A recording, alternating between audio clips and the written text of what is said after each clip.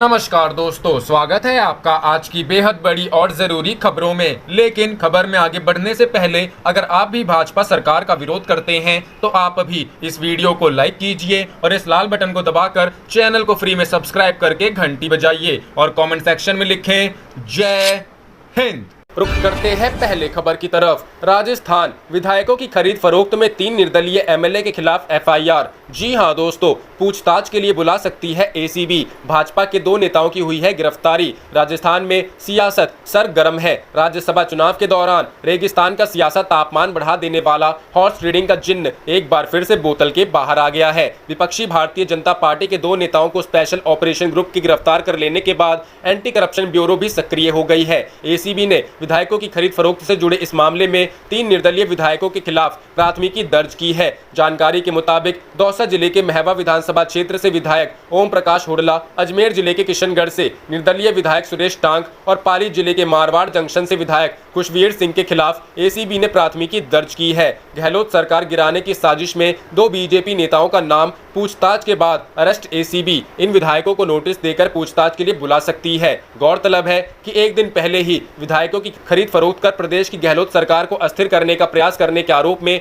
SOG ने अभी 10 जुलाई की रात को ही भाजपा के 2 नेताओं को गिरफ्तार किया था। एसओजी के मुताबिक भाजपा नेता भरत मलानी की कॉल डिटेल से विधायकों को खरीदने की कोशिश किए जाने की जानकारी मिली थी। बकरे की मंडी की तरह एमएलए खरीदना चाहते हैं बीजेपी नेता, भड़के गहलोत का हमला। एसओजी ने ब्यावर के नेता और राजस्थान भाजपा में विभिन्न पदों पर रह चुके मलानी और अशोक सिंह को पूछताछ के लिए हिरासत में लिया था। रुक करते हैं अगली खबर की तरफ। बिहार में लॉकडाउन लगाना सियासी चाल, जनसंवाद रैलियों से डर गई राज्य सरकार। यशवंत सिन्हा। जी हां दोस्तों, पूर्व केंद्रीय वित्त मंत्री यशवंत सिन्हा ने कहा है कि राज्य सरकार उनके विभिन्न जिलों में चल रही जनसंवाद रैलियों से डर गई, इसलिए लॉकडाउन लगा दिया है। यशवंत सिन्हा ने ट्वीट कर कहा कि जानबूझकर लॉकडाउन लगाना एक सियासी चाल है। यह विपक्ष को रोकने की एक साजिश है। इतने दिनों से कोरोना फैल रहा था, तब लॉकडाउन क्यों नहीं लगाया गया। पूर्व केंद्रीय मंत्री ने कहा कि सरकार की गाइडलाइन के अनुसार ही हमारा जनसंवाद चल रहा था। अब सोशल मीडिया के माध्यम से भी जनसंवाद जारी रहेगा। उन्होंने कहा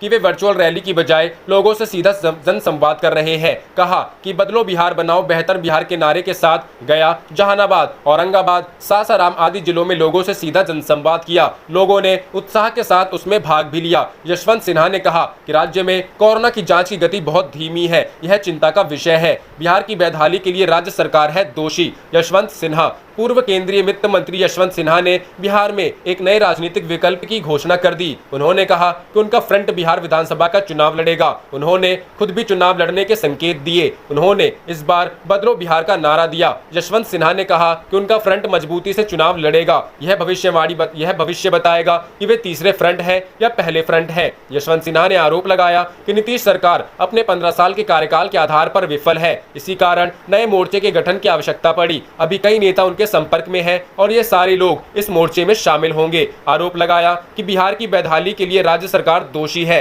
कहा कि बिहार वर्चुअल रैली या वर्चुअल चुनाव अभियान संभव नहीं है। परंपरागत ढंग से ही चुनाव अभियान चलाया जाना चाहिए। चुनाव आयोग को सारे मामले पर विचार करना चाहिए।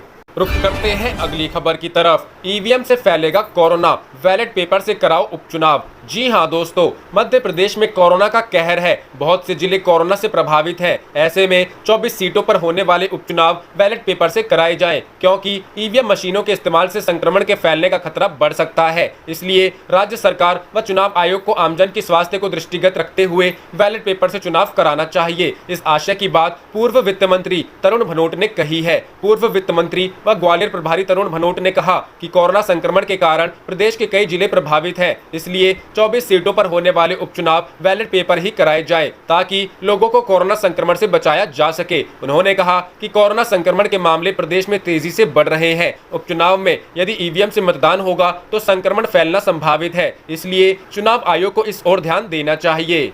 रुक करते हैं अगली खबर की तरफ। शिवसेना के बगैर बीजेपी विधानसभा चुनाव में नहीं जीत पाती 105 सीटें, 40 से 50 सीटों पर जाती सिमट। पवार। जी हां दोस्तों, एनसीपी प्रमुख शरद पवार ने कोरोना वायरस महामारी के दौरान महाराष्ट्र के मुख्यमंत्री उद्धव ठाकरे द्वारा किए गए कार्यों की तारीफ की है। शिवसेना के मुखपत्र सामना को दिए गए एक साक्षात्कार के दौरान शनिवार को कहा कि उद्धव ठाकरे ने कोरोना वायरस महामारी की वजह से जारी लॉकडाउन के दौरान सही समय पर और अपनी सतर्क कार्यशैली के दौरान लोगों की परेशानियों को कम किया। इस दौरान पवार ने कहा कि कोरोना हमारी दैनिक जिंदगी का एक हिस्सा बन रहा है। इस प्रकार की बात विशेषज्ञों द्वारा कही गई है, इसलिए अब हमें भी इसे स्वीकारना ही होगा। उद्धव ठाकरे की तारीफ। पवार ने उद्धव ठाकरे की तारीफ करते हुए कहा, निश्चित ही मुख्यमंत्री ठाकरे द्वारा लिया गया निर्णय कुछ लोगों को थोड़ी देर से लिया गया लगता होगा, लेकिन उन्होंने यह निर्णय सही समय पर लिया है। मुख्यमंत्री का जो स्वभाव है, यह निर्णय उस स्वभाव के अनुकूल ही है, अर्थात निर्णय लेना ही है, परंतु बेहद सतर्कता के साथ। निर्णय लेने के बाद कुछ दुष्परिणाम ना हो, यह जितना ज्यादा सुनिश्चित किया जा सके उतना करने के बाद लेना चाहिए और फिर कदम आगे बढ़ाना चाहिए। एक बार कदम बढ़ाने के बाद पीछे नहीं लेना है, यह उनकी कार्यशैली है।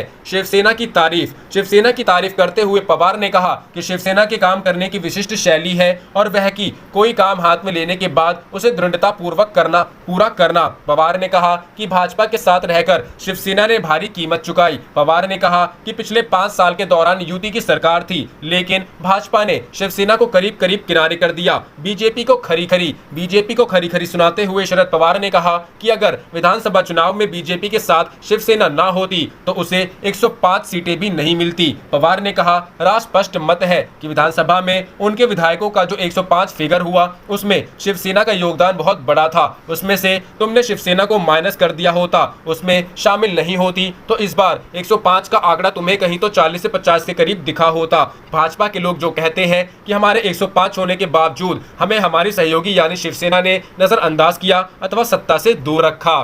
रुख करते हैं अगली खबर की तरफ। सुप्रीम कोर्ट ने केंद्र और असम सरकार को दिया झटका, परिसीमन को लेकर जारी किया नोटिस। जी हां दोस्तों, सुप्रीम कोर्ट ने असम में विधानसभा और संसदीय सीटों के परिसीमन के खिलाफ दायर एक याचिका पर केंद्र और राज्य सरकार को नोटिस जारी किया है। इस परिसीमन का यह कहते हुए विरोध किया गया है कि यह 2001 की पुरानी जनगणना पर प्रस्तावित है। All India United democratic front ने सुप्रीम कोर्ट में एक याचिका दायर कर परिसीमन को कोविड-19 महामारी खत्म होने तक टालने की मांग की है। इसने कहा है कि 2011 की जनगणना हो चुकी है, जबकि 2021 की जनगणना की प्रक्रिया चल रही है। Justice S.A. बोबड़े की अध्यक्षता वाली पीठ ने केंद्र और राज्य सरकार को नोटिस जारी किया, जिसमें इस साल के 28 फरवरी के आदेश को रद्द करने की मांग की गई है। यह आदेश 8 फरवरी 2008 की अधिसूचना को रद्द कर जारी किया गया था, जिसमें असम के लिए परिसीमन की प्रक्रिया को टाल दिया गया था। केंद्र शासित जम्मू कश्मीर प्रदेश बनने के बाद यहाँ पहले विधानसभा चुनाव कराने से पूर्व 90 विधानसभा क्षेत्रों के परिसीमन की दिशा में बड़ा कदम उठाया गया था।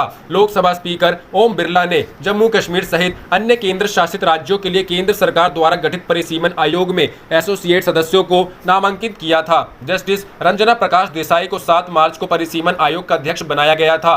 भारत के चुनाव आयोग के आयुक्त सुशील चंद्र इसके सदस्य हैं। एसोसिएट सदस्यों में पीएमओ में मंत्री डॉक्टर जितेंद्र सिंह, श्रीनगर संसदीय क्षेत्र के सांसद व नेशनल कॉन्फ्रेंस अध्यक्ष डॉक्टर फारूक अब्दुल्ला भी शामिल है। लोकसभा स्पीकर ने परिसीमन अधिनियम 2002 के अनुच्छेद 2 के तहत एसोसिएट सदस्यों को नामजद किया है। ये सदस्य केंद्र शासित जम्मू कश्मीर में पहली विधानसभा के गठन के लिए चुनावी मार्ग तैयार करने के लिए विधानसभा क्षेत्रों के परिसीमन की प्रक्रिया को पूरा करने में सहयोग करेंगे। लोकसभा स्पीकर ने केंद्र शासित जम्मू कश्मीर, अरुणाचल प्रदेश, असम, मणिपुर और नागालैंड के लिए परिसीमन आयोग में एसोसिएट सदस्यों को नियुक्त किया है।